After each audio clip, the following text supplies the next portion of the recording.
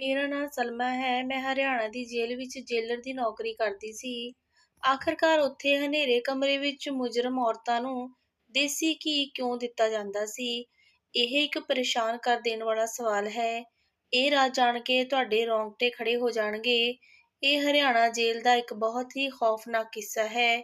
ਇਹ ਇੱਕ ਡਰਾਵਣੀ ਰਾਤ ਸੀ ਜਦੋਂ ਕਿਸੇ ਨੇ ਸਾਡੇ ਘਰ ਦਾ ਦਰਵਾਜ਼ਾ ਖੜਕਾਇਆ ਸੀ।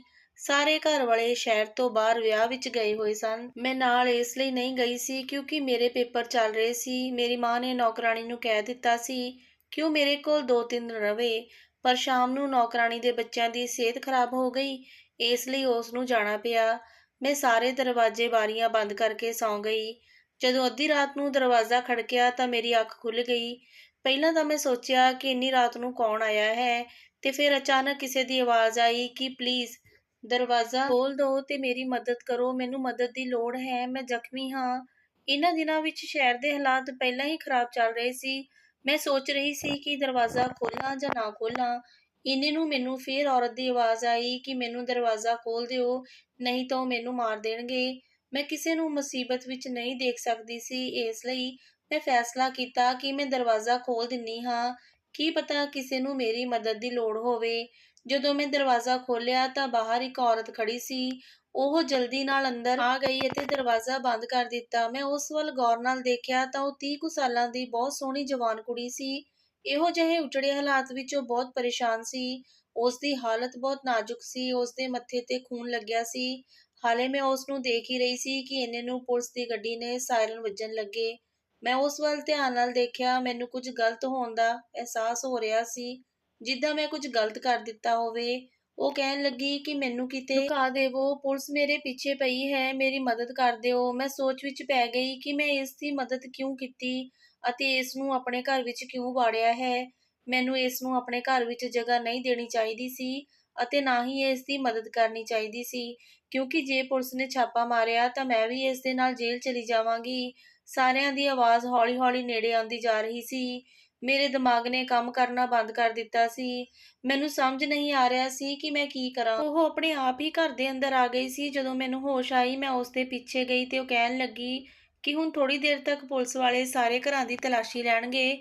ਮੈਨੂੰ ਕਿਤੇ ਲੁਕਣ ਦੀ ਥਾਂ ਦੱਸ ਦੇਵੋ ਜਿੱਥੇ ਮੈਂ ਲੁਕ ਸਕਾਂ। ਮੈਂ ਉਸ ਨੂੰ ਡਰਦੇ ਹੋਏ ਪੁੱਛਿਆ ਕਿ ਤੂੰ ਕੌਣ ਹੈ ਅਤੇ ਪੁਲਿਸ ਤੇਰੇ ਪਿੱਛੇ ਕਿਉਂ ਹੈ? ਉਸ ਨੇ ਮੈਨੂੰ ਕਿਹਾ ਕਿ ਰੱਬ ਦਾ ਵਾਸਤਾ ਮੈਨੂੰ ਹੁਣ ਕਿਤੇ ਲੁਕਾ ਦੇਵੋ, ਤੁਹਾਡੇ ਸਾਰੇ ਸਵਾਲਾਂ ਦੇ ਜਵਾਬ ਮੈਂ ਬਾਅਦ ਚੋਂ ਦੇ ਦੇਵਾਂਗੀ। ਉਸ ਨੇ ਕਿਹਾ ਕਿ ਮੈਂ ਤੈਨੂੰ ਕੋਈ ਨੁਕਸਾਨ ਨਹੀਂ ਪਹੁੰਚਾਉਣ ਆਈ ਤੇ ਨਾ ਹੀ ਪਹੁੰਚਾਵਾਂਗੀ, ਮੇਰਾ ਯਕੀਨ ਕਰ। ਇੰਨੇ ਨੂੰ ਬਾਹਰ ਐਲਾਨ ਹੋ ਗਿਆ ਕਿ ਇੱਕ ਖਤਰਨਾਕ ਕੈਦੀ ਔਰਤ ਜੇਲ੍ਹ ਵਿੱਚੋਂ ਫਰਾਰ ਹੋ ਗਈ ਹੈ। ਜੇਕਰ ਕਿਸੇ ਨੇ ਉਸ ਨੂੰ ਆਸਰਾ ਦਿੱਤਾ ਹੈ ਤਾਂ ਆਪੇ ਹੀ ਬਾਹਰ ਕੱਢ ਦਿਓ, ਨਹੀਂ ਤਾਂ ਪੁਲਿਸ ਥੋੜ੍ਹੀ ਦੇਰ ਵਿੱਚ ਤਲਾਸ਼ੀ ਸ਼ੁਰੂ ਕਰੇਗੀ। ਉਸ ਨੇ ਕਿਹਾ ਦੇਖੋ, ਮੈਨੂੰ ਜਲਦੀ ਕਿਤੇ ਲੁਕਾ ਦਿਓ, ਨਹੀਂ ਤਾਂ ਤੂੰ ਵੀ ਮੇਰੇ ਨਾਲ ਮੁਸੀਬਤ ਵਿੱਚ ਫਸ ਜਾਵੇਂਗੀ। ਉਸ ਦੀ ਗੱਲ ਸੁਣ ਕੇ ਮੈਂ ਉਸ ਨੂੰ ਜਲਦੀ ਨਾਲ ਛੱਤ ਉੱਤੇ ਪਾਣੀ ਵਾਲੀ ਟੈਂਕੀ ਕੋਲ ਲੈ ਗਈ ਤੇ ਕਿਹਾ ਕਿ ਤੂੰ ਜਿੱਥੇ ਵੀ ਲੁਕੇਂਗੀ ਪੁਲਿਸ ਤੈਨੂੰ ਲੱਭ ਹੀ ਲਵੇਗੀ। ਇਸ ਲਈ ਜਾਨ ਬਚਾਉਣ ਲਈ ਕੋਲ ਇੱਕੋ ਹੀ ਰਾਸਤਾ ਹੈ, ਤੂੰ ਇਸ ਪਾਣੀ ਵਾਲੀ ਟੈਂਕੀ ਦੇ ਵਿੱਚ ਚਲੀ ਜਾ। ਪਾਣੀ ਬਹੁਤ ਠੰਡਾ ਹੋ ਰਿਹਾ ਸੀ, ਪਰ ਮੇਰੇ ਸਲਾਹ ਦੇਣ ਤੇ ਉਸ ਔਰਤ ਨੇ ਮੇਰੇ ਵੱਲ ਏਦਾਂ ਦੇਖਿਆ ਜਿੱਦਾਂ ਮੇਰਾ ਦਿਮਾਗ ਖਰਾਬ ਹੋ ਗਿਆ ਹੋਵੇ, ਜੋ ਉਸ ਨੂੰ ਮੈਂ ਠੰਡੇ ਪਾਣੀ ਵਿੱਚ ਜਾਣ ਦੀ ਸਲਾਹ ਦੇ ਰਹੀ ਸੀ। ਮੈਨੂੰ ਇਹ ਸੀ ਕਿ ਉਹ ਮੈਨੂੰ ਕਹੇਗੀ ਕਿ ਇਸ ਠੰਡੇ ਪਾਣੀ ਵਿੱਚ ਜਾਣ ਨਾਲੋਂ ਚੰਗਾ ਹੈ ਮੈਂ ਆਪਣੇ ਆਪ ਨੂੰ ਪੁਲਿਸ ਦੇ ਹਵਾਲੇ ਕਰ ਦੇਵਾਂ। ਪਰ ਅਗਲੇ ਹੀ ਪਲ ਉਸ ਨੇ ਪਾਣੀ ਵਾਲੀ ਟੈਂਕੀ ਦਾ ਢੱਕਣ ਚੁੱਕਿਆ ਅਤੇ ਪਾਣੀ ਦੀ ਟੈਂਕੀ ਵਿੱਚ ਚਲੀ ਗਈ। ਮੈਂ ਟੈਂਕੀ ਦਾ ਢੱਕਣ ਦੇ ਕੇ ਨੀਚੇ ਆ ਗਈ। ਅਗਲੇ ਹੀ ਪਲ ਮੇਰੇ ਘਰ ਦਾ ਦਰਵਾਜ਼ਾ ਖੜਕਿਆ। ਜਿਵੇਂ ਹੀ ਮੈਂ ਦਰਵਾਜ਼ਾ ਖੋਲ੍ਹਿਆ, ਇੱਕ ਪੁਲਿਸ ਮਹਿਲਾ ਕਰਮੀ ਅਤੇ ਹੋਰ ਪੁਲਿਸ ਵਾਲੇ ਮੇਰੇ ਸਾਹਮਣੇ ਸੀ। ਉਹ ਜਲਦੀ ਨਾਲ ਅੰਦਰ ਆਏ ਤੇ ਮੇਰੇ ਘਰ ਦੀ ਤਲਾਸ਼ੀ ਲੈਣ ਲੱਗੇ ਅਤੇ ਮਹਿਲਾ ਪੁਲਿਸ ਕਰਮੀ ਨੇ ਮੈਨੂੰ ਸਵਾਲ ਕਰਨ ਲੱਗੀ ਕਿ ਤੂੰ ਕਿਸੇ ਨੂੰ ਦੇਖਿਆ ਤਾਂ ਨਹੀਂ, ਜਾਂ ਫਿਰ ਕਿਸੇ ਨੂੰ ਆਪਣੇ ਘਰ ਵਿੱਚ ਪਨਾਹ ਤਾਂ ਨਹੀਂ ਦਿੱਤੀ? ਮੈਂ ਉਸ ਨੂੰ ਕਿਹਾ ਕਿ ਮੈਂ ਤਾਂ ਹਾਲੇ ਹੁਣੇ ਹੀ ਸੁੱਤੀ ਉੱਠੀ ਹਾਂ, ਤੁਸੀਂ ਕਿਸ ਦੀ ਗੱਲ ਕਰ ਰਹੇ ਹੋ? ਪੁਲਿਸ ਵਾਲੇ ਨੀਚੋਂ ਦੀ ਤਲਾਸ਼ੀ ਲੈ ਕੇ ਛੱਤ ਦੇ ਉੱਤੇ ਚਲੇ ਗਏ। ਉਹਨਾਂ ਨੂੰ ਛੱਤ ਤੇ ਜਾਂਦੇ ਦੇਖ ਮੇਰੀ ਤਾਂ ਜਾਨ ਤੇ ਬਣ ਗਈ। ਮੇਰਾ ਸਾਹ ਅਟਕ ਰਿਹਾ ਸੀ। ਮੈਨੂੰ ਸਮਝ ਨਹੀਂ ਆ ਰਿਹਾ ਸੀ ਕੀ ਹੋਊਗਾ। ਮੈਨੂੰ ਇੰਨਾ ਪਤਾ ਸੀ ਕਿ ਉਹਨਾਂ ਨੂੰ ਪਾਣੀ ਵਾਲੀ ਟੈਂਕੀ ਤੇ ਸ਼ੱਕ ਨਹੀਂ ਹੋ ਸਕਦਾ। ਮੇਰਾ ਇਰਾਦਾ ਬਿਲਕੁਲ ਸਹੀ ਸਾਬਤ ਹੋਇਆ। ਉਹ ਖਾਲੀ ਹੱਥ ਨੀਚੇ ਆ ਗਏ ਅਤੇ ਪਹਿਲਾਂ ਵਾਲਾ ਕਹਿਣ ਲੱਗਾ, ਮੈਡਮ ਜੀ, ਉਹ ਇਸ ਘਰ ਵਿੱਚ ਨਹੀਂ ਹੈ, ਸਾਨੂੰ ਲੱਗਦਾ ਉਹ ਇਸ ਇਲਾਕੇ ਵਿੱਚੋਂ ਬਾਹਰ ਨਿਕਲ ਗਈ। ਇੱਦਾਂ ਹੀ ਗੱਲ ਕਰਦੇ ਹੋਏ ਉਹ ਘਰ ਤੋਂ ਬਾਹਰ ਚਲੇ ਗਏ ਅਤੇ ਮੈਨੂੰ ਸੁੱਖ ਦਾ ਸਾਹ ਆਇਆ। ਉਹਨਾਂ ਗੱਲਾਂ ਤੋਂ ਪਤਾ ਲੱਗ ਰਿਹਾ ਸੀ ਕਿ ਔਰਤ ਹਰਿਆਣਾ ਜੇਲ੍ਹ ਵਿੱਚੋਂ ਭੱਜੀ ਹੈ ਅਤੇ ਉੱਥੋਂ ਦੀ ਪੁਲਿਸ ਉਸ ਨੂੰ ਲੱਭਦੀ ਫਿਰ ਰਹੀ ਹੈ। ਪੁਲਿਸ ਵਾਲਿਆਂ ਦੇ ਜਾਣ ਤੋਂ ਕੁਝ ਮਿੰਟ ਬਾਅਦ ਮੈਂ ਛੱਤ ਤੇ ਗਈ ਅਤੇ ਉਸ ਨੂੰ ਪਾਣੀ ਵਾਲੀ ਟੈਂਕੀ ਵਿੱਚੋਂ ਬਾਹਰ ਕੱਢਿਆ। ਪਾਣੀ ਠੰਡਾ ਹੋਣ ਦੀ ਵਜ੍ਹਾ ਨਾਲ ਉਹ ਥਰ-ਥਰ ਕੰਬ ਰਹੀ ਸੀ। ਜੇ ਮੈਂ 10 ਮਿੰਟ ਹੋਰ ਨਾ ਜਾਂਦੀ ਤਾਂ ਮੈਂ ਉਸ ਨੂੰ ਮਰਿਆ ਪਾਉਂਦੀ। ਉਸ ਨੂੰ ਮੈਂ ਨੀਚੇ ਲਿਆਈ ਤੇ ਹੀਟਰ ਕੋਲ ਬਿਠਾ ਦਿੱਤਾ ਅਤੇ ਉਸ ਨੂੰ ਆਪਣੇ ਕੱਪੜੇ ਪਾਉਣ ਲਈ ਦਿੱਤੇ। ਉਹਨੂੰ ਥੋੜਾ ਜਿਹਾ ਹੋਸ਼ ਆਇਆ, ਉਹ ਮੇਰੇ ਕੱਪੜੇ ਪਾ ਕੇ ਰਜ਼ਾਈ ਲੈ ਕੇ ਹੀਟਰ ਦੇ ਕੋਲ ਬੈਠ ਗਈ। ਮੈਂ ਸੋਚ ਰਹੀ ਸੀ ਕਿ ਜਦੋਂ ਮੈਂ ਇਸ ਦੀ ਮਦਦ ਕੀਤੀ ਹੈ ਕਿ ਉਹਨਾਂ ਵਿਚਾਰੀ ਨੂੰ ਕੁਝ ਖਾਣ ਨੂੰ ਵੀ ਦੇ ਦੇਵਾਂ। ਫਿਰ ਉਸ ਨੂੰ ਮੈਂ ਚਾਹ ਬਣਾ ਕੇ ਦਿੱਤੀ ਤੇ ਖਾਣਾ ਗਰਮ ਕਰਕੇ ਦਿੱਤਾ। ਪਤਾ ਨਹੀਂ ਕਿਉਂ ਉਹ ਮੈਨੂੰ ਚਿਹਰੇ ਤੋਂ ਮੁਜਰਮ ਨਹੀਂ ਲੱਗ ਰਹੀ ਸੀ। ਥੋੜੀ ਦੇਰ ਤੱਕ ਉਸ ਦੀ ਹਾਲਤ ਵਿੱਚ ਸੁਧਾਰ ਆ ਗਿਆ। ਫਿਰ ਮੈਂ ਉਸ ਨਾਲ ਗੱਲ ਕਰਨੀ ਸ਼ੁਰੂ ਕੀਤੀ ਕਿ ਤੈਨੂੰ ਦੇਖ ਕੇ ਲੱਗਦਾ ਤਾਂ ਨਹੀਂ ਕਿ ਤੂੰ ਮੁਜਰਮ ਹੈ। ਫਿਰ ਪੁਲਿਸ ਤੇਰੇ ਪਿੱਛੇ ਕਿਉਂ ਪਈ ਹੈ? ਅੱਗੋਂ ਕਹਿ ਰਹੀ ਹੈ ਕਿ ਹਰਿਆਣਾ ਜੇਲ੍ਹ ਵਿੱਚੋਂ ਇੱਕ ਮੁਜਰਮ ਔਰਤ ਫਰਾਰ ਹੋਈ ਹੈ। ਕਿ ਤੂੰ ਵਾਕਈ ਮੁਜਰਮ ਹੈ? ਉਸਨੇ ਮੇਰੀ ਗੱਲ ਸੁਣ ਕੇ ਇੱਕ ਲੰਬਾ ਸਾਹ ਲਿੱਤਾ ਤੇ ਕਿਹਾ ਕਿ ਤੇਰਾ ਅੰਦਾਜ਼ਾ ਬਿਲਕੁਲ ਸਹੀ ਹੈ। ਮੈਂ ਹਰਿਆਣਾ ਜੇਲ੍ਹ ਦੀ ਕੈਦੀ ਨਹੀਂ, ਉੱਥੋਂ ਦੀ ਜੇਲਰ ਹਾਂ। ਮੈਂ ਉਸਨੂੰ ਕਿਹਾ ਕਿ ਇਹ ਸੁਣ ਕੇ ਉਹ ਹਰਿਆਣਾ ਜੇਲ੍ਹ ਦੀ ਜੇਲਰ ਹੈ। ਮੇਰੇ ਤਾਂ ਹੋਸ਼ ਹੀ ਉੱਡ ਗਏ। ਫਿਰ ਇੱਕ ਜੇਲਰ ਦੇ ਪਿੱਛੇ ਪੁਲਿਸ ਕਿਉਂ ਪਈ ਹੈ? ਮੈਂ ਉਸਨੂੰ ਕਿਹਾ ਕਿ ਤੂੰ ਜੇਲਰ ਹੋ ਕੇ ਮੁਜਰਮਾਂ ਵਾਂਗ ਕਿਉਂ ਭੱਜ ਰਹੀ ਹੈ? ਉਸਨੇ ਮੈਨੂੰ ਕਿਹਾ ਕਿ ਇਹ ਬਹੁਤ ਲੰਬੀ ਕਹਾਣੀ ਹੈ, ਸੁਣ ਕੇ ਕੀ ਕਰੇਂਗੀ? ਮੈਂ ਉਸਨੂੰ ਕਿਹਾ ਕਿ ਦੇਖੋ, ਮੈਂ ਤੁਹਾਨੂੰ ਆਪਣੇ ਘਰ ਵਿੱਚ ਪਨਾਹ ਦਿੱਤੀ ਹੈ, ਤੁਹਾਡੀ ਮਦਦ ਕੀਤੀ ਹੈ।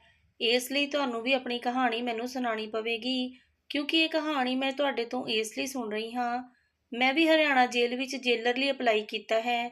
ਤੁਹਾਡੀ ਕਹਾਣੀ ਸੁਣ ਕੇ ਮੈਨੂੰ ਵੀ ਉੱਥੋਂ ਦੇ ਹਾਲਾਤ ਬਾਰੇ ਪਤਾ ਚੱਲ ਜਾਏਗਾ। ਉਸਨੇ ਕਿਹਾ ਠੀਕ ਹੈ, ਜੇ ਤੇਰਾ ਕਹਾਣੀ ਸੁਣਨ ਦਾ ਐਡਾ ਹੀ ਮਨ ਹੈ ਤਾਂ ਮੈਂ ਤੈਨੂੰ ਸੁਣਾਉਂਦੀ ਹਾਂ। ਤਾਂ ਫਿਰ ਸੁਣ। ਉਸਨੇ ਕਿਹਾ ਕਿ ਮੇਰਾ ਨਾਂ ਰੇਸ਼ਮਾ ਹੈ। ਮੈਂ ਇੱਕ ਚੰਗੇ ਖਾਨਦਾਨ ਨਾਲ ਸੰਬੰਧ ਰੱਖਦੀ ਹਾਂ। ਅਸੀਂ 2 ਭੈਣਾਂ ਤੇ 2 ਭਰਾ ਹਾਂ। ਮੇਰੇ ਪਾਪਾ ਹਰਿਆਣਾ ਜੇਲ੍ਹ ਦੇ ਵਿੱਚ ਹਵਲਦਾਰ ਸੀ। ਉਹਨਾਂ ਨੇ ਸਾਨੂੰ ਬਚਪਨ ਤੋਂ ਹੀ ਸੱਚਾਈ ਅਤੇ ਇਮਾਨਦਾਰੀ ਦਾ ਪਾਠ ਪੜ੍ਹਾਇਆ ਸੀ ਅਤੇ ਸਮਝਾਇਆ ਸੀ ਕਿ ਹਮੇਸ਼ਾ ਆਪਣੇ ਕੰਮ ਨਾਲ ਵਫ਼ਾਦਾਰ ਰਹੋ, ਭਾਵੇਂ ਕੰਮ ਕਿੰਨਾ ਹੀ ਛੋਟਾ ਕਿਉਂ ਨਾ ਹੋਵੇ, ਭਾਵੇਂ ਰੁਤਬਾ ਛੋਟਾ ਮਿਲੇ ਜਾਂ ਵੱਡਾ। ਕਦੀ ਵੀ ਆਪਣੀ ਇਮਾਨਦਾਰੀ ਦਾ ਸੌਦਾ ਨਹੀਂ ਕਰਨਾ। ਮੇਰੇ ਪਾਪਾ ਇੱਕ ਬਹੁਤ ਹੀ ਇਮਾਨਦਾਰ ਤੇ ਸੱਚੇ ਹਵਲਦਾਰ ਸੀ। ਆਪਣੀ ਪੂਰੀ ਨੌਕਰੀ ਦੇ ਵਿੱਚ ਉਹਨਾਂ ਨੇ ਕਦੇ ਵੀ 1 ਰੁਪਇਆ ਰਿਸ਼ਵਤ ਨਹੀਂ ਲਿੱਤੀ। ਪਾਪਾ ਦੇ ਨਾਲ ਦੇ ਦੋਸਤਾਂ ਨੇ ਆਪਣੇ ਘਰ ਪੱਕੇ ਕਰ ਲਏ ਸੀ ਅਤੇ ਵਧੀਆ ਜ਼ਿੰਦਗੀ ਗੁਜ਼ਾਰ ਰਹੇ ਸੀ, ਪਰ ਸਾਡਾ ਗੁਜ਼ਾਰਾ ਗਰੀਬੀ ਵਿੱਚ ਬੜੀ ਮੁਸ਼ਕਲ ਨਾਲ ਹੋ ਰਿਹਾ ਸੀ। ਮੈਂ ਉਹਨਾਂ ਦੀ ਲਾਡਲੀ ਧੀ ਸੀ, ਇਸ ਲਈ ਹਮੇਸ਼ਾ ਹੀ ਗਰੀਬੀ ਤੋਂ ਤੰਗ ਆ ਕੇ ਮੈਂ ਕਹਿ ਦਿੰਦੀ ਕਿ ਪਾਪਾ, ਤੁਸੀਂ ਆਪਣੇ ਨਾਲ ਵਾਲਿਆਂ ਨੂੰ ਹੀ ਦੇਖ ਲਵੋ, ਉਹ ਕਿੰਨੀ ਤਰੱਕੀ ਕਰ ਰਹੇ ਹਨ, ਉਹਨਾਂ ਦੇ ਘਰ ਵਿੱਚ ਐਸ਼ੋ ਆਰਾਮ ਹੈ, ਤੁਸੀਂ ਵੀ ਉਹਨਾਂ ਤੋਂ ਕੁਝ ਸਿੱਖੋ। ਉਹਨਾਂ ਦੇ ਘਰ ਹਰ ਰੋਜ਼ ਹੀ ਪਕਵਾਨ ਬਣਦੇ ਨੇ ਤੇ ਆਪਾਂ ਰੁੱਖੀ ਸੁੱਖੀ ਖਾਂਦੇ ਹਾਂ। ਆਪਾਂ ਤਾਂ ਦੀਵਾਲੀ ਤੇ ਵੀ ਪਕਵਾਨ ਨਹੀਂ ਬਣਾ ਸਕਦੇ। ਸਾਨੂੰ ਤਾਂ ਕੁਝ ਚੰਗਾ ਦੇਖਣ ਨੂੰ ਵੀ ਨਹੀਂ ਮਿਲਦਾ, ਖਾਣਾ ਤਾਂ ਦੂਰ ਦੀ ਗੱਲ ਹੈ। ਉਹਨਾਂ ਦੇ ਬੱਚੇ ਕਿੰਨੇ ਵਧੀਆ ਤੇ ਮਹਿੰਗੇ ਸਕੂਲਾਂ ਵਿੱਚ ਪੜ੍ਹਦੇ ਨੇ ਤੇ ਅਸੀਂ ਸਰਕਾਰੀ ਸਕੂਲ ਵਿੱਚ ਜਾਂਦੇ ਹਾਂ। ਸਾਨੂੰ ਨੌਕਰੀ ਵੀ ਉੱਦਾਂ ਦੀ ਹੀ ਮਿਲੇਗੀ ਜਿਵੇਂ ਇੱਕ ਕਲਰਕ ਵਗੈਰਾ ਦੀ। ਮੇਰੇ ਪਾਪਾ ਹੱਸ ਕੇ ਕਹਿੰਦੇ, ਧੀਏ ਤੂੰ ਫਿਕਰ ਨਾ ਕਰ, ਤੇਰੇ ਭਾਗਾਂ ਵਿੱਚ ਬਹੁਤ ਵਧੀਆ ਤੇ ਉੱਚੀ ਨੌਕਰੀ ਹੈ। ਮੈਂ ਆਪਣੇ ਪਾਪਾ ਨੂੰ ਮਜ਼ਾਕ ਵਿੱਚ ਕਹਿੰਦੀ, ਕਿਉਂ ਪਾਪਾ, ਕੀ ਮੈਂ ਹਰਿਆਣਾ ਜੇਲ੍ਹ ਦੀ ਜੇਲਰ ਬਣਾਂਗੀ? ਤਾਂ ਪਾਪਾ ਕਹਿੰਦੇ, ਇਸ ਵਿੱਚ ਇੰਨੀ ਹੈਰਾਨੀ ਵਾਲੀ ਕਿਹੜੀ ਗੱਲ ਹੈ? ਤੂੰ ਵਧੀਆ ਪੜ੍ਹੇਂਗੀ, ਵਧੀਆ ਨੰਬਰ ਲੈ ਲਏਂਗੀ ਤਾਂ ਲੱਗ ਜਾਏਂਗੀ। ਮੈਂ ਪਾਪਾ ਨੂੰ ਕਹਿੰਦੀ ਕਿ ਪਾਪਾ, ਤੁਸੀਂ ਕਿਹੜੇ ਜ਼ਮਾਨੇ ਵਿੱਚ ਫਿਰ ਰਹੇ ਹੋ? ਮੇਰੀ ਸਿਫਾਰਿਸ਼ ਹੋਵੇਗੀ ਤਾਂ ਹੀ ਮੈਂ ਨੌਕਰੀ ਕਰਾਂਗੀ, ਨਹੀਂ ਤਾਂ ਪੈਸੇ ਦੇ ਕੇ ਨੌਕਰੀ ਕਰਨ ਲਈ ਆਪਣੇ ਹਾਲਾਤ ਹੀ ਨਹੀਂ ਹਨ। ਮੇਰੇ ਪਾਪਾ ਨੇ ਗੁੱਸੇ ਵਿੱਚ ਕਿਹਾ, ਨਾ ਹੀ ਰਿਸ਼ਵਤ ਤੇ ਨਾ ਹੀ ਸਿਫਾਰਿਸ਼। ਜ਼ਿੰਦਗੀ ਵਿੱਚ ਕਦੀ ਵੀ ਇਹਨਾਂ ਦੋਨਾਂ ਚੀਜ਼ਾਂ ਵੱਲ ਨਹੀਂ ਝੁਕਣਾ ਤੇ ਕਦੇ ਸੋਚਣਾ ਵੀ ਨਹੀਂ ਹੈ। ਮੇਰੇ ਪਾਪਾ ਦਾ ਤਾਂ ਉਹ ਹਾਲ ਸੀ ਕਿ ਉਹ ਇਮਾਨਦਾਰੀ ਦੇ ਉੱਤੇ ਆਪਣੀ ਜਾਨ ਵੀ ਦੇ ਸਕਦੇ ਸੀ।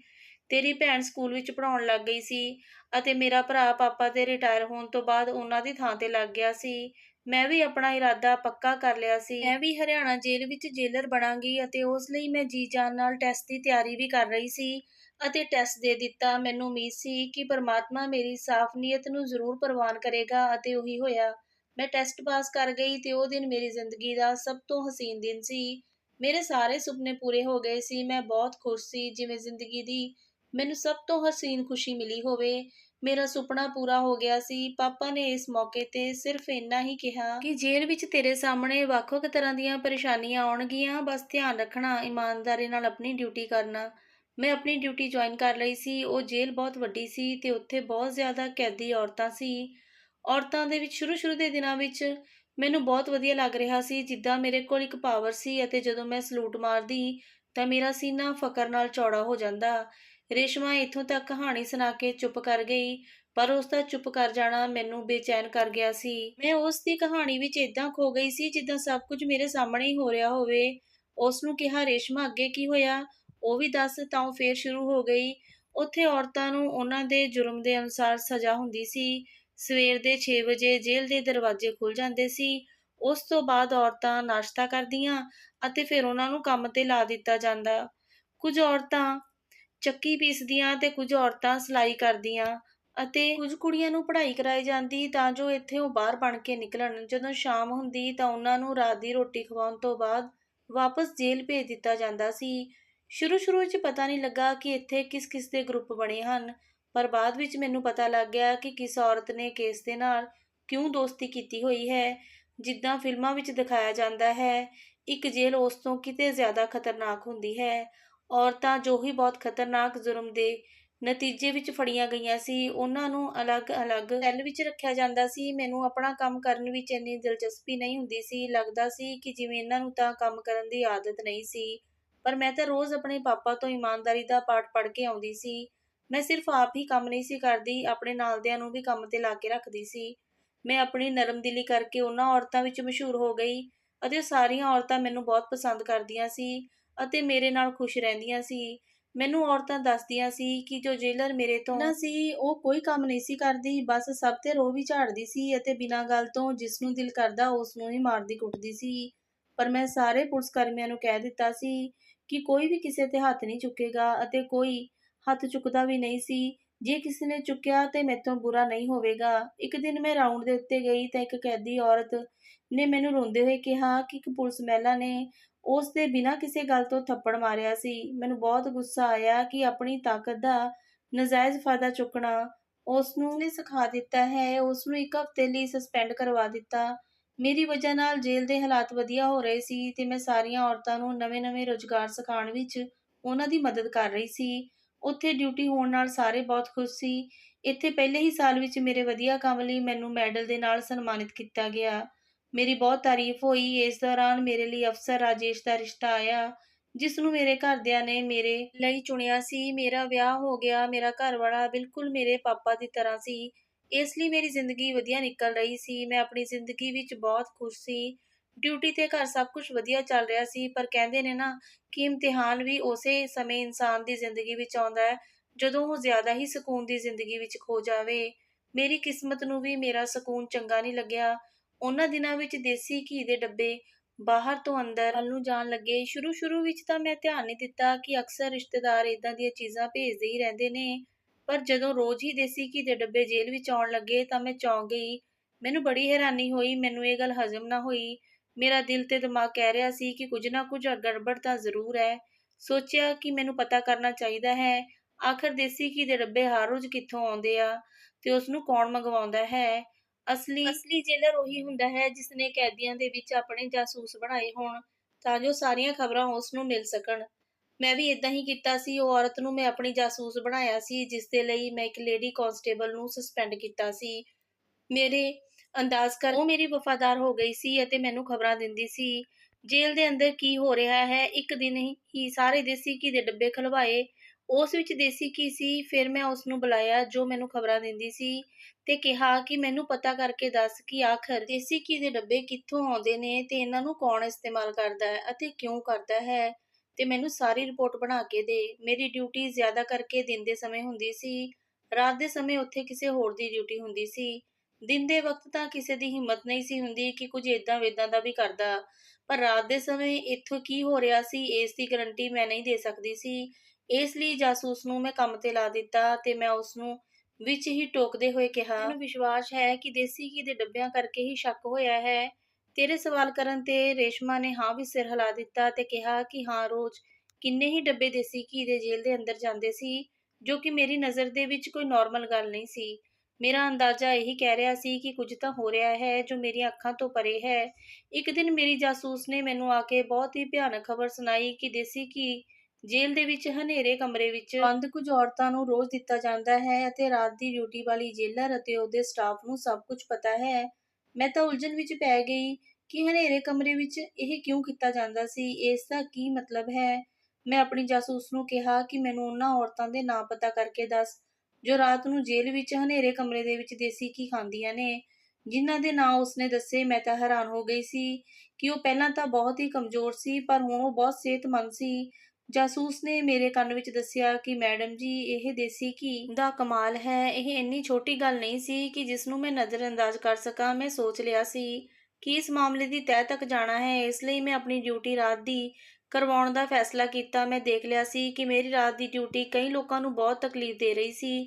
ਮੈਂ ਦਿਨ ਦੇ ਵਿੱਚ ਘਰੇ ਆਪਣੀ ਨੀਂਦ ਪੂਰੀ ਕਰ ਲਈ ਤਾਂ ਕਿ ਰਾਤ ਨੂੰ ਡਿਊਟੀ ਤੇ ਜਾਗ ਸਕਾਂ, ਅਤੇ ਰਾਤ ਨੂੰ 9 ਵਜੇ ਮੈਂ ਦੇਖਿਆ ਕਿ ਲੇਡੀ ਕਾਂਸਟੇਬਲ ਚੋਰੀ-ਚੋਰੀ ਕਿਤੇ ਜਾ ਰਹੀ ਸੀ। ਮੈਂ ਸੋਚਿਆ ਕਿ ਮੈਂ ਇਸ ਦੇ ਪਿੱਛੇ ਜਾ ਕੇ ਦੇਖਦੀ ਹਾਂ, ਤੇ ਹੌਲੀ-ਹੌਲੀ ਉਸ ਦਾ ਪਿੱਛਾ ਕਰਨ ਲੱਗੀ ਕਿ ਆਖਰ ਉਹ ਜਾਂਦੀ ਕਿੱਥੇ ਹੈ। ਮੈਂ ਜੋ ਦੇਖਿਆ ਉਸ ਨੇ ਮੇਰੇ ਰੌਂਗਟੇ ਖੜੇ ਕਰ ਦਿੱਤੇ। ਉਹ ਇੱਕ ਹਨੇਰੇ ਕਮਰੇ ਵਿੱਚ ਕੈਦੀ ਔਰਤਾਂ ਨੂੰ ਦੇਸੀ ਘੀ ਦੇ ਰਹੀ ਸੀ। ਪਹਿਲੀ ਗੱਲ ਤਾਂ ਹੈਰਾਨੀ ਵਾਲੀ ਸੀ ਕਿ ਰਾਤ ਦੇ ਇਸ ਸਮੇਂ ਦੇਸੀ ਘੀ ਖਾਣ ਦੀ ਕੀ ਲੋੜ ਸੀ, ਅਤੇ ਆਖਰੀ ਵਾਲੇ ਹਨੇਰੇ ਕਮਰੇ ਵਿੱਚ ਜਾਣ ਦੀ ਕੀ ਤੁਕ ਬਣਦੀ ਸੀ। ਮੈਂ 2 ਦਿਨ ਇਹ ਚੀਜ਼ ਨੋਟ ਕਰਦੀ ਰਹੀ। ਇਸ ਤੋਂ ਇਲਾਵਾ ਮੈਨੂੰ ਹੋਰ ਕੁਝ ਵੀ ਪਤਾ ਨਾ ਲੱਗਾ, ਪਰ ਮੈਂ ਉਹਨਾਂ ਨੂੰ ਪੁੱਛ ਕੇ ਉਹਨਾਂ ਨੂੰ ਸ਼ੱਕ ਨਹੀਂ ਪਾਉਣਾ ਚਾਹੁੰਦੀ ਸੀ, ਇਸ ਲਈ ਮੈਂ ਚੁੱਪਚਾਪ ਸਭ ਕੁਝ ਦੇਖਦੀ ਰਹੀ। ਆਖਰ ਕਿਸੇ ਦਿਨ ਤਾਂ ਸਬੂਤ ਮਿਲਣਗੇ, ਤੇ ਏਦਾਂ ਹੀ ਹੋਇਆ। ਆਖਰ ਉਹ ਦਿਨ ਆ ਗਿਆ ਕਿ ਇੱਕ ਦਿਨ ਰਾਤ ਨੂੰ 11 ਵਜੇ ਮੈਂ ਮੇਜ਼ ਦੇ ਉੱਤੇ ਆਪਣਾ ਸਿਰ ਰੱਖ ਕੇ ਸੌਣ ਦਾ ਨਾਟਕ ਕਰ ਰਹੀ ਸੀ, ਤਾਂ ਜੋ ਸਭ ਨੂੰ ਲੱਗੇ ਕਿ ਮੈਂ ਸੌ ਰਹੀ ਹਾਂ। ਫਿਰ ਕੁਝ ਦੇਰ ਬਾਅਦ ਮੇਰੇ ਆਫਿਸ ਵਿੱਚ ਕਿਸੇ ਦੇ ਆਉਣ ਦੀ ਆਵਾਜ਼ ਆਈ। ਦੇਖਿਆ ਲੇਡੀ ਕਾਂਸਟੇਬਲ ਮੇਰੇ ਦਫ਼ਤਰ ਵਿੱਚ ਆਈ ਸੀ। ਉਹ ਮੈਨੂੰ ਸੌਂਦਾ ਦੇਖ ਕੇ ਬਾਹਰ ਚਲੀ ਗਈ, ਅਤੇ ਬਾਹਰ ਜਾ ਕੇ ਕਿਹਾ ਕਿ ਲੱਗਦਾ ਹੈ ਮੈਡਮ ਜੀ ਨੂੰ ਜੋ ਨੀਂਦ ਦੀ ਦਵਾਈ ਦਿੱਤੀ ਸੀ ਉਹ ਆਪਣਾ ਅਸਰ ਕਰ ਰਹੀ ਹੈ।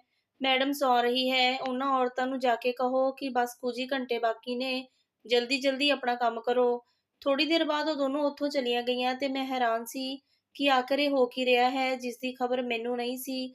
ਮੇਰੀ ਨੱਕ ਦੇ ਥੱਲੇ ਕੀ ਹੋ ਰਿਹਾ ਸੀ, ਮੈਂ ਉਹਨਾਂ ਦੀਆਂ ਗੱਲਾਂ ਤੋਂ ਅੰਦਾਜ਼ਾ ਲਾ ਲਿਆ ਸੀ। ਜੋ ਵੀ ਹੋ ਰਿਹਾ ਹੈ ਉਸ ਹਨੇਰੇ ਕਮਰੇ ਦੇ ਵਿੱਚ ਹੀ ਹੋ ਰਿਹਾ ਹੈ। ਮੈਂ ਕੋਸ਼ਿਸ਼ ਕੀਤੀ ਕਿ ਉੱਠ ਕੇ ਜਾ ਕੇ ਵੇਖਾਂ ਕਿ ਆਖਰ ਕੀ ਹੋ ਰਿਹਾ ਹੈ, ਪਰ ਮੈਨੂੰ ਚੱਕਰ ਆ ਰਹੇ ਸੀ।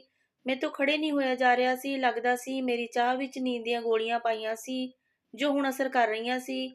ਮੈਂ ਉੱਥੇ ਹੀ ਸੌਂ ਗਈ, ਅਤੇ ਸਵੇਰ ਤੱਕ ਮੈਨੂੰ ਕੋਈ ਹੋਸ਼ ਨਹੀਂ ਸੀ ਕਿ ਮੈਂ ਕਿੱਥੇ ਹਾਂ। ਸਵੇਰੇ ਜਦੋਂ ਉੱਠੀ ਤਾਂ ਸਿਰ ਭਾਰੀ ਲੱਗ ਰਿਹਾ ਸੀ। ਮੈਂ ਕੋਸ਼ਿਸ਼ ਕੀਤੀ ਕਿ ਮੈਂ ਇਹਨਾਂ ਔਰਤਾਂ ਦੇ ਸੈੱਲ ਵੱਲ ਜਾਵਾਂ ਕਿ ਮੈਨੂੰ ਕੁਝ ਪਤਾ ਲੱਗੇ, ਪਰ ਉੱਥੇ ਸਭ ਕੁਝ ਠੀਕ ਸੀ। ਮੈਂ ਆਪਣੇ ਘਰ ਚਲੀ ਗਈ। ਘਰ ਆ ਕੇ ਸੋਚਦੀ ਰਹੀ ਕਿ ਆਖਰ ਇਸ ਲੇਡੀ ਕਾਂਸਟੇਬਲ ਦੇ ਨਾਲ ਦੂਜਾ ਇਨਸਾਨ ਕੌਣ ਹੈ ਜਿਸ ਨਾਲ ਉਹ ਗੱਲਾਂ ਕਰ ਰਹੀ ਸੀ। ਰਾਤ ਨੂੰ ਮੈਂ ਫੇਰ ਆਪਣੀ ਡਿਊਟੀ ਤੇ ਚਲੀ ਗਈ। ਅੱਜ ਮੈਂ ਸੋਚ ਲਿਆ ਸੀ ਕਿ ਮੈਂ ਕੀ ਕਰਨਾ ਹੈ। ਮੈਨੂੰ ਚਾਹ ਦਿੱਤੀ ਗਈ, ਪਰ ਮੈਂ ਚਾਹ ਨਹੀਂ ਪੀਤੀ, ਅਤੇ ਨਾਲ ਹੀ ਵਾਸ਼ ਬੇਸਿਨ ਵਿੱਚ ਪਾ ਦਿੱਤੀ। ਥੋੜੀ ਦੇਰ ਬਾਅਦ ਉਹ ਕੱਪ ਲੈਣ ਆਈ, ਤਾਂ ਮੈਨੂੰ ਸੌਂਦਾ ਵੇਖ ਕੇ ਤਸੱਲੀ ਨਾਲ ਬਾਹਰ ਚਲੀ ਗਈ। ਥੋੜੀ ਦੇਰ ਬਾਅਦ ਮੈਂ ਵੀ ਬਾਹਰ ਨਿਕਲ ਗਈ, ਅਤੇ ਜੇਲ੍ਹ ਵਿੱਚ ਚਾਰੇ ਪਾਸੇ ਹਨੇਰਾ ਹੀ ਹਨੇਰਾ ਸੀ। ਲਾਈਟਾਂ ਬੰਦ ਸੀ। ਮੈਂ ਚੁੱਪਚਾਪ ਉਸ ਪਾਸੇ ਵੱਲ ਚਲੀ ਗਈ ਜਿੱਥੇ ਉਹ ਔਰਤਾਂ ਰਹਿੰਦੀਆਂ ਸੀ ਜੋ ਦੇਸੀ ਘੀ ਖਾਂਦੀਆਂ ਸੀ, ਪਰ ਅੱਜ ਉੱਥੇ ਹਨੇਰਾ ਨਹੀਂ ਸੀ। ਕਿਸੇ ਨੇ ਮੋਬਾਈਲ ਦੀ ਟਾਰਚ ਔਨ ਕਰ ਰੱਖੀ ਸੀ। ਮੈਂ ਇੱਕਦਮ ਉਹਨਾਂ ਤੇ ਚਿল্ਲਾਈ ਤੇ ਕਿਹਾ ਕਿ ਇਹ ਸਭ ਕੀ ਹੋ ਰਿਹਾ ਹੈ, ਤੇ ਜੋ ਮੈਂ ਦੇਖਿਆ ਉਸ ਨਾਲ ਤਾਂ ਮੈਂ ਹੈਰਾਨ ਹੀ ਹੋ ਗਈ ਸੀ। ਮੈਨੂੰ ਆਪਣੀ ਅੱਖਾਂ ਤੇ ਯਕੀਨ ਨਹੀਂ ਹੋ ਰਿਹਾ ਸੀ। ਉਹ ਔਰਤਾਂ ਉੱਥੇ ਸੁਰੰਗ ਪੁੱਟ ਰਹੀਆਂ ਸੀ। ਨਾ ਜਾਣੇ ਕਿੰਨੇ ਹੀ ਹਫ਼ਤਿਆਂ ਤੇ ਮਹੀਨਿਆਂ ਤੋਂ ਇਹ ਕੰਮ ਚੱਲ ਰਿਹਾ ਸੀ। ਉਹ ਤਾਂ ਕਤਲ ਕੇਸ ਵਿੱਚ ਆਈਆਂ ਹੋਈਆਂ ਸੀ, ਤੇ ਉਹਨਾਂ ਨੂੰ ਅਦਾਲਤ ਵੱਲੋਂ ਉਮਰ ਕੈਦ ਦੀ ਸਜ਼ਾ ਹੋਈ ਸੀ। ਉਹ ਇੱਥੋਂ ਫਰਾਰ ਹੋਣ ਲਈ ਸੁਰੰਗ ਪੁੱਟ ਰਹੀਆਂ ਸੀ, ਅਤੇ ਇਸ ਨੂੰ ਪੂਰਾ ਸਟਾਫ ਇਸ ਵਿੱਚ ਸ਼ਾਮਲ ਸੀ। ਅਤੇ ਲੇਡੀ ਕਾਂਸਟੇਬਲ ਨੂੰ ਮੈਨੂੰ ਦੇਖ ਕੇ ਘਬਰਾ ਗਈ। ਉਸ ਦੇ ਹੱਥੋਂ ਮੋਬਾਈਲ ਗਿਰ ਗਿਆ ਜਿਸ ਦੀ ਉਸਨੇ ਟਾਰਚ ਔਨ ਕਰ ਰੱਖੀ ਸੀ। ਉਹ ਸੁਰੰਗ ਪੁੱਟ ਰਹੀਆਂ ਸੀ, ਕਿਉਂਕਿ ਸੁਰੰਗ ਪੁੱਟਦੇ ਹੋਏ ਕੋਈ ਆਸਾਨ ਕੰਮ ਨਹੀਂ ਹੈ। ਉਸ ਲਈ ਤਾਕਤ ਦੀ ਲੋੜ ਹੁੰਦੀ ਹੈ, ਇਸ ਲਈ ਉਹ ਰੋਜ਼ ਦੇਸੀ ਘੀ ਖਾ ਕੇ 3-4 ਘੰਟੇ ਇਹੀ ਕੰਮ ਕਰਦੀਆਂ ਸੀ। ਉੱਥੇ ਖੜੀ-ਖੜੀ ਮੈਂ ਸਾਰੀ ਕਹਾਣੀ ਸਮਝ ਗਈ ਸੀ। ਲੇਡੀ ਕਾਂਸਟੇਬਲ ਨੂੰ ਪੁੱਛਿਆ ਕਿ ਇਸ ਕੰਮ ਵਿੱਚ ਤੁਹਾਡੇ ਨਾਲ ਕੌਣ-ਕੌਣ ਮਿਲਿਆ ਹੋਇਆ ਹੈ, ਕਿਉਂਕਿ ਕੱਲ੍ਹ ਮੈਂ ਤੈਨੂੰ ਕਿਸੇ ਨਾਲ ਗੱਲ ਕਰਦੇ ਸੁਣਿਆ ਹੈ। ਉਹ ਬਹੁਤ ਘਬਰਾਈ ਹੋਈ ਸੀ, ਪਰ ਉਸਨੇ ਕੁਝ ਨਾ ਦੱਸਿਆ। ਫਿਰ ਮੈਂ ਉਸਨੂੰ ਕਿਹਾ, ਠੀਕ ਹੈ, ਮੈਂ ਹਾਈ ਕਮਿਸ਼ਨ ਨਾਲ ਗੱਲ ਕਰਦੀ ਹਾਂ। ਜਦੋਂ ਤੈਨੂੰ ਨੌਕਰੀ ਤੋਂ ਕੱਢਿਆ ਗਿਆ ਫਿਰ ਤੈਨੂੰ ਪਤਾ ਲੱਗਣਾ ਹੈ। ਉਹਨੇ ਮੈਨੂੰ ਕਿਹਾ, ਪਲੀਜ਼ ਫੋਨ ਨਾ ਕਰਿਓ। ਹਾਲੇ ਮੈਂ ਫੋਨ ਚੁੱਕਿਆ ਹੀ ਸੀ ਕਿ ਕਿਸੇ ਨੇ ਮੇਰੇ ਸਿਰ ਤੇ ਵਾਰ ਕਰ ਦਿੱਤਾ, ਤੇ ਮੈਂ ਉੱਥੇ ਹੀ ਬੇਹੋਸ਼ ਹੋ ਕੇ ਗਿਰ ਗਈ। ਤੇ ਜਦੋਂ ਮੈਨੂੰ ਹੋਸ਼ ਆਇਆ ਤਾਂ ਮੈਂ ਆਪਣੇ ਆਪ ਨੂੰ ਇੱਕ ਕਮਰੇ ਵਿੱਚ ਕੈਦ ਵੇਖਿਆ। ਫਿਰ ਮੈਨੂੰ ਯਾਦ ਆਇਆ ਕਿ ਮੈਂ ਫੋਨ ਕਰਕੇ ਕਿਸੇ ਨੂੰ ਇਹ ਗੱਲ ਦੱਸਣ ਵਾਲੀ ਸੀ, ਤੇ ਉਸ ਲੇਡੀ ਕਾਂਸਟੇਬਲ ਤੋਂ ਬਿਨਾਂ ਉੱਥੇ ਕੋਈ ਹੋਰ ਨਹੀਂ ਸੀ। ਪਰ ਜਦੋਂ ਮੈਨੂੰ ਹੋਸ਼ ਆਇਆ ਮੈਂ ਉਸ ਦੀ ਸਾਥੀ ਦੇਖੀ ਜੋ ਉਸ ਦਾ ਸਾਥ ਦੇ ਰਹੀ ਸੀ, ਜਿਸ ਨੂੰ ਦੇਖ ਕੇ ਤਾਂ ਮੇਰੇ ਸਿਰ ਤੇ ਪਹਾੜ ਹੀ ਟੁੱਟ ਗਿਆ। ਮੈਨੂੰ ਯਕੀਨ ਨਹੀਂ ਹੋ ਰਿਹਾ ਸੀ ਕਿ ਉਹ ਨਾਈਟ ਸ਼ਿਫਟ ਵਾਲੀ ਜੇਲਰ ਸੀ। ਮੈਂ ਤਾਂ ਉਸ ਨੂੰ ਬੜੀ ਲਾਪਰਵਾਹ ਕੁੜੀ ਮੰਨਦੀ ਸੀ, ਪਰ ਉਹ ਤਾਂ ਬਹੁਤ ਘਟੀਆ ਇਨਸਾਨ ਨਿਕਲੀ, ਜੋ ਕਿ ਕਾਨੂੰਨ ਦੀ ਵਰਦੀ ਪਾ ਕੇ ਗੈਰ ਕਾਨੂੰਨੀ ਕੰਮ ਕਰ ਰਹੀ ਸੀ। ਫਿਰ ਇਹਨਾਂ ਦੋਹਾਂ ਔਰਤਾਂ ਨੇ ਮੈਨੂੰ ਕੈਦ ਕਰ ਲਿਆ ਸੀ। ਇਹ ਦੋਨਾਂ ਨੇ ਮਿਲੀਆਂ ਹੋਈਆਂ ਸੀ, ਅਤੇ ਇਹਨਾਂ ਦੀ ਮਦਦ ਨਾਲ ਹੀ ਕੈਦੀ ਔਰਤਾਂ ਸੁਰੰਗ ਪੁੱਟ ਰਹੀਆਂ ਸੀ, ਜਿਸ ਦੇ ਬਦਲੇ ਇਹਨਾਂ ਨੂੰ ਬਹੁਤ ਸਾਰੇ ਪੈਸੇ ਦਿੱਤੇ ਗਏ ਸੀ। ਪੈਸਿਆਂ ਦੇ ਲਾਲਚ ਵਿੱਚ ਉਹ ਗੈਰ ਕਾਨੂੰਨੀ ਕੰਮ ਕਰ ਰਹੀਆਂ ਸੀ। ਬਾਅਦ ਵਿੱਚ ਮੈਨੂੰ ਪਤਾ ਲੱਗਿਆ ਕਿ ਜੋ ਦੇਸੀ ਘੀ ਰੋਜ਼ ਆਉਂਦਾ ਸੀ, ਉਸ ਵਿੱਚ ਇਸ ਤਰ੍ਹਾਂ ਦੇ ਕੈਮੀਕਲ ਮਿਲਾਏ ਜਾਂਦੇ ਸੀ, ਜਿਸ ਨੂੰ ਖਾਣ ਨਾਲ ਉਸ ਵਿਅਕਤੀ ਨੂੰ ਉਸ ਦੀ ਆਦਤ ਪੈ ਜਾਂਦੀ ਸੀ। ਦੇਸੀ ਘੀ ਦੇ ਅੰਦਰ ਹੀ ਜੇਲ੍ਹ ਦੇ ਵਿੱਚ ਵੇਚਿਆ ਜਾਂਦਾ ਸੀ ਤੇ ਕੋਈ ਮਾਮੂਲੀ ਦੇਸੀ ਘੀ ਨਹੀਂ ਸੀ। ਸਾਰਾ ਕੰਮ ਉਹਨਾਂ ਦੀ ਨਿਗਰਾਨੀ ਦੇ ਵਿੱਚ ਹੁੰਦਾ ਸੀ। ਇਹ ਸਾਰੇ ਜੁਰਮ ਉਸ ਜੇਲਰ ਨੇ ਆਪਣੇ ਮੂੰਹ ਨਾਲ ਕਬੂਲੇ ਸੀ। ਉਸਨੇ ਇੱਕ-ਇੱਕ ਗੱਲ ਦੱਸੀ ਸੀ ਕਿ ਉਸਨੇ ਇਹ ਸਭ ਕਿੱਦਾਂ ਕੀਤਾ ਹੈ, ਪਰ ਜਿਸ ਦਫ਼ਤਰ ਵਿੱਚ ਉਸਨੇ ਮੈਨੂੰ ਕੈਦ ਕੀਤਾ ਸੀ, ਉਸਨੂੰ ਨਹੀਂ ਪਤਾ ਸੀ ਕਿ ਮੈਂ ਉੱਥੇ ਪਹਿਲਾਂ ਹੀ ਕੈਮਰੇ ਲਾਏ ਹੋਏ ਸੀ। ਮੈਂ ਕਿਸੇ ਤੋਂ ਜੁਰਮ ਕਬੂਲ ਕਰਵਾਉਣਾ ਹੁੰਦਾ ਸੀ ਤਾਂ ਮੈਂ ਉਸਨੂੰ ਇਸ ਕਮਰੇ ਵਿੱਚ ਲੈ ਆਉਂਦੀ ਸੀ ਅਤੇ ਉਹ ਸਾਰਾ ਰਿਕਾਰਡ ਹੋ ਜਾਂਦਾ ਸੀ, ਜੋ ਬਾਅਦ ਵਿੱਚ ਸਬੂਤ ਦੇ ਤੌਰ 'ਤੇ ਕੰਮ ਆਉਂਦਾ ਸੀ। ਉਸਨੇ ਮੇਰੇ ਵੱਲੋਂ ਆਫੀਸ਼ੀਅਲ ਖੱਤ ਦੇ ਦਿੱਤਾ ਸੀ ਤਾਂ ਕਿ ਕਿਸੇ ਨੂੰ ਮੇਰੇ ਗਾਇਬ ਹੋਣ ਦਾ ਪਤਾ ਨਾ ਲੱਗੇ ਅਤੇ ਮੇਰੀ ਪਛਾਣ ਦੇ ਅਨੁਸਾਰ ਇੱਕ ਰਿਪੋਰਟ ਅਦਾਲਤ ਨੂੰ ਪੇਸ਼ ਕੀਤੀ ਗਈ, ਜਿਸ ਵਿੱਚ ਮੇਰੇ 'ਤੇ ਸੰਗੀਨ ਆਰੋਪ ਲਗਾਏ ਗਏ ਸੀ ਅਤੇ ਉਸ ਦਾ ਇਰਾਦਾ ਮੈਨੂੰ ਆਪਣੇ ਰਸਤੇ ਤੋਂ ਹਟਾਉਣਾ ਸੀ। ਅੱਜ ਸ਼ਾਮ ਨੂੰ ਜਿੱਦਾਂ ਹੀ ਮੇਰੇ ਲਈ ਰੋਟੀ ਲੈ ਕੇ ਆਈ, ਮੈਂ ਉਸ 'ਤੇ ਕਾਬੂ ਪਾ ਕੇ ਉੱਥੋਂ ਫਰਾਰ ਹੋ ਗਈ। ਇਸ ਲਈ ਮੇਰੇ ਪਿੱਛੇ ਲੱਗੀ ਹੈ ਤਾਂ ਕਿ ਉਹ ਮੈਨੂੰ ਫੜ ਸਕੇ ਅਤੇ ਇਹ ਸੀ ਮੇਰੀ ਕਹਾਣੀ, ਜਿਸ ਨੂੰ ਸੁਣਨ ਲਈ ਤੂੰ ਇੰਨੀ ਬੇਚੈਨ ਸੀ। ਸਾਰੀ ਕਹਾਣੀ ਸੁਣਨ ਤੋਂ ਬਾਅਦ ਮੈਂ ਹਿਚਕਚਾਉਂਦੇ ਹੋਏ ਉਸਨੂੰ ਕਿਹਾ ਕਿ ਤੁਸੀਂ ਆਪਣੀ ਬੇਗੁਨਾਹੀ ਕਿੱਦਾਂ ਸਾਬਤ ਕਰੋਗੇ। ਉਸਨੇ ਮੈਨੂੰ ਕਿਹਾ ਕਿ ਕਿਸੇ ਵੀ ਤਰ੍ਹਾਂ ਮੈਂ ਉਹ ਕੈਮਰਾ ਆਪਣੇ ਹੱਥ ਵਿੱਚ ਕਰਨਾ ਹੈ ਜਿਸ ਵਿੱਚ ਸਾਰੀ ਰਿਕਾਰਡਿੰਗ ਹੈ, ਪਰ ਮੈਂ ਇਹੀ ਸੋਚ ਰਹੀ ਹਾਂ ਕਿ ਹੁਣ ਉੱਥੇ ਜਾਣਾ ਮੇਰਾ ਖਤਰੇ ਤੋਂ ਖਾਲੀ ਨਹੀਂ ਹੈ। ਜਦੋਂ ਤੱਕ ਮੈਂ ਆਪਣੀ ਬੇਗੁਨਾਹੀ ਸਾਬਤ ਨਹੀਂ ਕਰ ਲੈਂਦੀ, ਮੈਂ ਕਿਤੇ ਵੀ ਨਹੀਂ ਜਾ ਸਕਦੀ।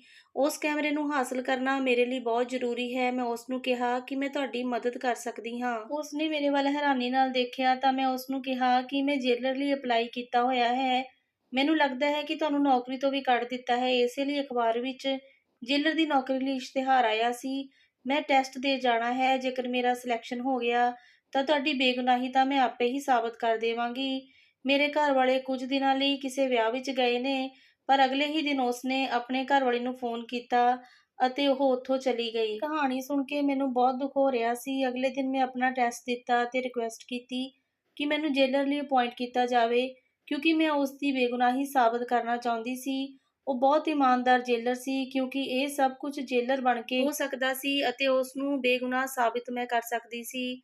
ਮੇਰੀ ਪ੍ਰਾਰਥਨਾ ਰੰਗ ਲੈ ਆਈ ਤੇ ਮੈਂ ਸਿਲੈਕਟ ਹੋ ਗਈ ਸੀ ਅਤੇ ਮੈਨੂੰ ਇੰਟਰਵਿਊ ਦੀ ਤਿਆਰੀ ਗੌਰੀ ਨੇ ਹੀ ਕਰਵਾਈ ਸੀ, ਜਿਸ ਕਰਕੇ ਮੈਂ ਉਹ ਵੀ ਕਲੀਅਰ ਕਰ ਗਈ ਸੀ। ਮੈਂ ਉੱਥੇ ਜਾ ਕੇ ਪਹਿਲੇ ਹੀ ਦਿਨ ਦੇਖ ਲਿਆ ਸੀ ਕਿ ਉਹ ਕਿਹੜੀਆਂ ਔਰਤਾਂ ਨੇ ਜੋ ਦੇਸੀ ਘੀ ਖਾਂਦੀਆਂ ਨੇ ਅਤੇ ਸੁਰੰਗ ਪੁੱਟਦੀਆਂ ਨੇ, ਅਤੇ ਦੇਖ ਕੇ ਲੱਗਦਾ ਸੀ ਕਿ ਉਹਨਾਂ ਦਾ ਕੰਮ ਹਾਲੇ ਵੀ ਜਾਰੀ ਹੈ। ਮੈਂ ਚੁੱਪਚਾਪ ਆਪਣੇ ਉੱਚ ਅਧਿਕਾਰੀਆਂ ਨੂੰ ਇੱਕ ਲੈਟਰ ਲਿਖ ਕੇ ਸਾਰੀ ਜਾਣਕਾਰੀ ਦੇ ਦਿੱਤੀ ਸੀ ਕਿ ਜੇਲ੍ਹ ਵਿੱਚ ਸੁਰੰਗ ਪੁੱਟੀ ਜਾ ਰਹੀ ਹੈ, ਜਿਸ ਦੀ ਜ਼ਿੰਮੇਵਾਰ ਨਾਈਟ ਡਿਊਟੀ ਵਾਲੀ ਜੇਲਰ ਤੇ ਇੱਕ ਲੇਡੀ ਕਾਂਸਟੇਬਲ ਹੈ, ਅਤੇ ਨਾਲ ਹੀ ਮੈਂ ਸਬੂਤ ਵਾਲਾ ਕੈਮਰਾ ਵੀ ਭੇਜ ਦਿੱਤਾ ਸੀ।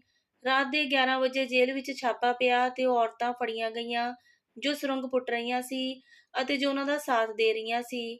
ਜੇਲਰ ਅਤੇ ਲੇਡੀ ਕਾਂਸਟੇਬਲ ਉਹਨਾਂ ਨੂੰ ਰੰਗੇ ਹੱਥੀਂ ਫੜਿਆ ਗਿਆ ਤੇ ਗ੍ਰਿਫਤਾਰ ਕਰ ਲਿੱਤਾ ਗਿਆ। ਇਹ ਸਾਰਾ ਕੰਮ ਮੈਂ ਆਪਣੀ ਡਿਊਟੀ ਤੋਂ ਦੂਜੇ ਦਿਨ ਹੀ ਕੀਤਾ ਸੀ, ਕਿਉਂਕਿ ਮੇਰਾ ਇਰਾਦਾ ਸੱਚ ਸਾਹਮਣੇ ਲੈ ਕੇ ਆਉਣਾ ਸੀ ਅਤੇ ਉਸ ਜੇਲਰ ਦੀ ਬੇਗੁਨਾਹੀ ਸਾਬਤ ਹੋ ਗਈ ਸੀ ਅਤੇ ਉਸ ਨੂੰ ਉਸ ਦੀ ਪੋਸਟ ਵੀ ਵਾਪਸ ਮਿਲ ਗਈ ਸੀ। ਉਸਨੂੰ ਹੁਣ ਰਾਤ ਦੀ ਡਿਊਟੀ ਲਈ ਜੇਲਰ ਅਪੁਆਇੰਟ ਕੀਤਾ ਗਿਆ ਤੇ ਮੈਂ ਦਿਨ ਦੀ ਡਿਊਟੀ ਕਰਦੀ ਸੀ।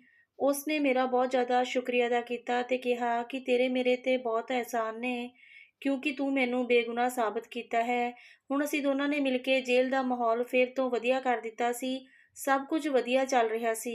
ਹਾਂਜੀ ਦੋਸਤੋ, ਉਮੀਦ ਕਰਦੀ ਹਾਂ ਤੁਹਾਨੂੰ ਇਹ ਕਹਾਣੀ ਚੰਗੀ ਲੱਗੀ ਹੋਣੀ। ਜੇਕਰ ਕਹਾਣੀ ਚੰਗੀ ਲੱਗੇ ਤਾਂ ਲਾਈਕ ਸ਼ੇਅਰ ਕਰਿਓ ਜੀ। ਚੈਨਲ ਤੇ ਪਹਿਲੀ ਵਾਰੀ ਆਏ ਹੋ ਸਬਸਕ੍ਰਾਈਬ ਜ਼ਰੂਰ ਕਰਿਓ। ਨੋਟੀਫਿਕੇਸ਼ਨ ਬੈਲ ਨੂੰ ਪ੍ਰੈਸ ਕਰ ਲਿਓ ਤਾਂ ਜੋ ਅਗਲੀ ਕਹਾਣੀ ਤੁਹਾਡੇ ਕੋਲ ਸਭ ਤੋਂ ਪਹਿਲਾਂ ਤੇ ਜਲਦੀ ਪਹੁੰਚੇ। ਤੇ ਕਹਾਣੀ ਸੁਣਨ ਲਈ ਤੁਹਾਡਾ ਸਾਰਿਆਂ ਦਾ ਧੰਨਵਾਦ ਜੀ। ਆਪਾਂ ਫਿਰ ਮਿਲਾਂਗੇ ਇੱਕ ਸੋਹਣੀ ਜਿਹੀ ਕਹਾਣੀ ਨਾਲ। ਤਦ ਤੱਕ ਪੰਜਾਬੀ ਵਿਰਸਾ ਕਹਾਣੀਆਂ ਨੂੰ ਸਪੋਰਟ ਕਰੋ ਤੇ ਮੇਰੇ ਵੱਲੋਂ ਤੁਹਾਨੂੰ ਸਾਰਿਆਂ ਨੂੰ ਪਿਆਰ ਭਰੀ ਸਤਿ ਸ਼੍ਰੀ ਅਕਾਲ ਜੀ।